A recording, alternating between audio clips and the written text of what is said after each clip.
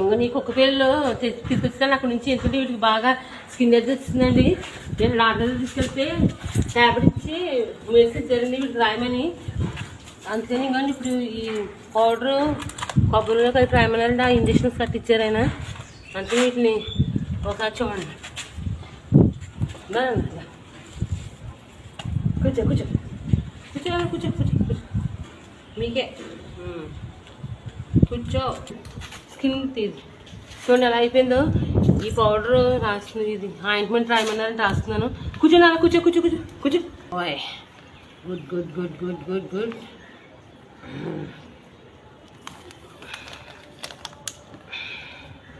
ఏది నాన్న, తగ్గిపోతుంది.